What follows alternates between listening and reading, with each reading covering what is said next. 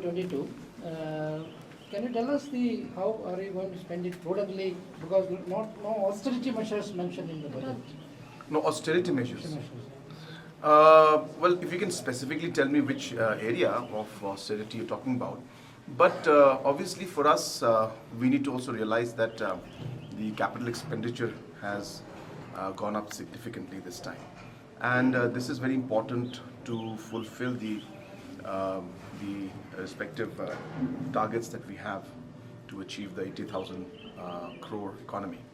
And therefore, those investments are necessary. Obviously, wherever we can look into having austerity measures departmentally and even from the finance department as a whole, we will definitely explore that. And it's always a practice that we should try and have austerity measures at all levels. And met power. Oh, okay. Yeah. So yeah, I went in the last weekend, as mentioned to all of you and even in the house, that the power department in MECL is maybe one of the bigger challenges that the government has in front of it today. And there are multiple areas of concern, a large number of them related with Government of India and different agencies of the central government and different companies that are there. Like for example the NTPC or the PFC and stuff like that. So we needed to engage with them because we have to really figure out how we'll be able to resolve the many pending issues there, which will ultimately lead to the improvement in the financial health of MECL. So our visit to Delhi was to seek the support of the Honorable Minister and find out ways in which we can move forward. For example, under PFC, there are multiple loans that we have taken, and some of them, the loans that were taken at a very high interest rate. And therefore, we had discussions and meetings with PFC in the presence of the Minister, whether those interest rates could be adjusted and reduced. And so we figured out how to do it, and we are expecting that the interest rate will be reduced for certain loans where the interest rate was very high. Then of course, there were cases of, like for example with NTPC, where the agreement was signed a long time back, where the power purchase it was compulsory and fixed charges were put in, which means that even if we don't draw power from them, we still have to pay a certain amount of money to them. So we figured out and discussed with NTPC in the presence of the Minister on how we could have a better understanding in this entire issue and how we could resolve this issue.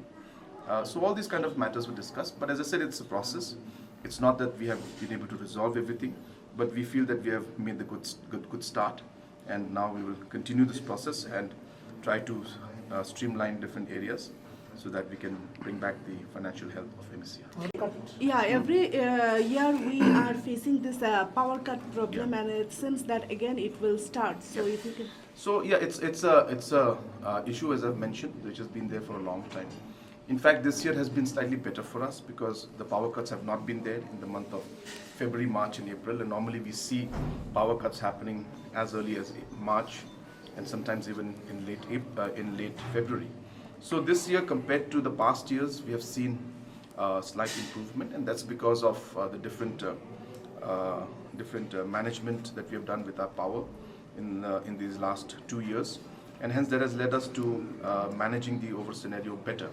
But of course, there is obviously a large gap that is still there, and hence we will see that there will be some power regulation, but we are trying to minimize it so that the inconvenience to the public is minimal, and we're trying to do it in such a manner so that certain areas are not affected in certain time of the day, keeping in mind the weather conditions, keeping in mind the different programs that are happening, or different religious situations that are there. All of these things are being kept in mind, and we will try to minimize the inconvenience. But the load shedding will have to be done because of the shortage in the power that we're having right now. What heard that one unit from Tripura? That keeps happening. They stop it for maintenance sometimes. Sometimes the units break down. So these maintenance things happen, but this is not under normal circumstances. So those kind of situations will always be there.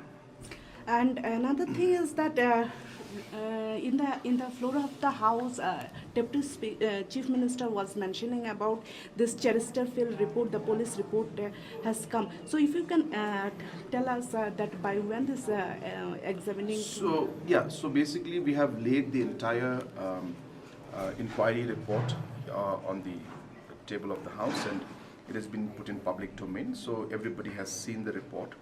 And based on that, we had said that we will ask for an explanation from the police.